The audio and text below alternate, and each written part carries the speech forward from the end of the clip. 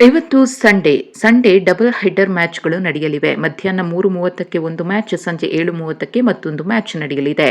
ಮಧ್ಯಾಹ್ನದ ಪಂದ್ಯದ ಬಗ್ಗೆ ಮಾತನಾಡೋದಾದ್ರೆ, ರಾಜಸ್ಥಾನ ರಾಯಲ್ಸ್ ಮತ್ತು ಪಂಜಾಬ್ ಕಿಂಗ್ಸ್ ನಡುವೆ ಮಧ್ಯಾಹ್ನ 3:30ಕ್ಕೆ ಪಂದ್ಯ ನಡೆಯಲಿದೆ. ಈಗಾಗಲೇ ಪ್ಲೇ ಆಫ್ ರೇಸ್ನಿಂದ ಹೊರಬಿದ್ದಿರುವಂತಹ ರಾಜಸ್ಥಾನ ರಾಯಲ್ಸ್ ವಿರುದ್ಧ ಪಂಜಾಬ್ ಕಣಕ್ಕಿಳಿಯಲಿದ್ದು ಪ್ಲೇ ಆಫ್ ಸ್ಥಾನದ ಮೇಲೆ ಕಣ್ಣಿಟ್ಟಿದೆ. 11 ಪಂದ್ಯಗಳನ್ನು ಆಡಿರುವಂತಹ ಪಂಜಾಬ್ ಕಿಂಗ್ಸ್ 15 ಅಂಕಗಳನ್ನು ಪಡೆದಿದ್ದಾರೆ.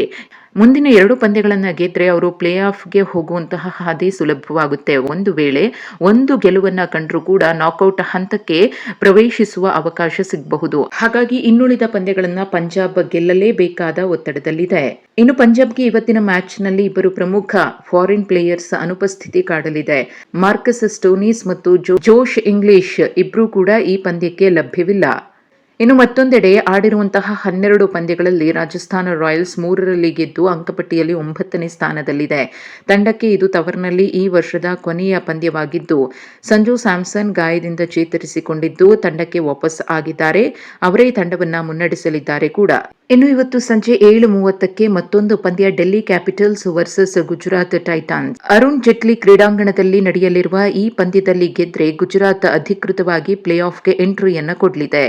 ಇನ್ನು ಡೆಲ್ಲಿ ಕ್ಯಾಪಿಟಲ್ಸ್ಗೆ ಇದು ಡೂ ಆರ್ ಡೈ ಪಂದ್ಯವಾಗಿದೆ. ಯಾಕಂದ್ರೆ ಕಳೆದ 5 ಪಂದ್ಯಗಳಲ್ಲಿ ಕೇವಲ 1ರಲ್ಲಿ ಮಾತ್ರ ಗೆದ್ದಿದ್ದು ಪ್ಲೇ ಆಫ್ ಹಾದಿ ತುಂಬಾನೇ ಕಠಿಣವಾಗಿದೆ. 11 ಪಂದ್ಯಗಳಿಂದ 13 ಅಂಕ ಗಳಿಸಿರುವಂತಹ ಡೆಲ್ಲಿ ಪ್ಲೇ ಆಫ್ನಲ್ಲಿ ಸ್ಥಾನ ಪಡಿಬೇಕು ಅಂದ್ರೆ 3 ಪಂದ್ಯಗಳಲ್ಲಿ ಗೆಲ್ಲಲೇಬೇಕಿದೆ. ಆದರೆ ತಂಡದಲ್ಲಿ ಒಂದಷ್ಟು ಸಮಸ್ಯೆಗಳಿದ್ದು ಆ ಸಮಸ್ಯೆಗಳು ಪರಿಹಾರ ಆಗದಿದ್ರೆ ಪ್ಲೇ ಆಫ್ ರೇಸ್ನಿಂದ ಡೆಲ್ಲಿ ಕ್ಯಾಪಿಟಲ್ಸ್ ಹೊರಬೀಳುವುದಂತೂ ಪಕ್ಕಾ. ಇನ್ನು ಅದ್ಭುತ ಫಾರ್ಮ್ನಲ್ಲಿರುವಂತಹ ಗುಜರಾತ್ ಕನ್ಸಿಸ್ಟೆನ್ಸಿಯಾಗಿ ತನ್ನ ಪ್ರದರ್ಶನವನ್ನ ನೀಡ್ತಾ ಇದೆ. ಇನ್ನು 3 ವಿಭಾಗದಲ್ಲಿ ಅಂದ್ರೆ ಬೌಲಿಂಗ್, ಬ್ಯಾಟಿಂಗ್ ಮತ್ತು ಫೀಲ್ಡಿಂಗ್ನಲ್ಲಿ ಅದ್ಭುತ ಪ್ರದರ್ಶನವನ್ನ ನೀಡ್ತಾ ಇರುವಂತಹ ಗುಜರಾತ್ ಟೈಟನ್ಸ್ ಈ ಪಂದ್ಯವನ್ನ ಗೆಲ್ಲುವ ಮೂಲಕ ಪ್ಲೇ ಆಫ್ಗೆ ಇರುವ ವಿಶ್ವಾಸದಲ್ಲಿ ಇದ್ದಾರೆ.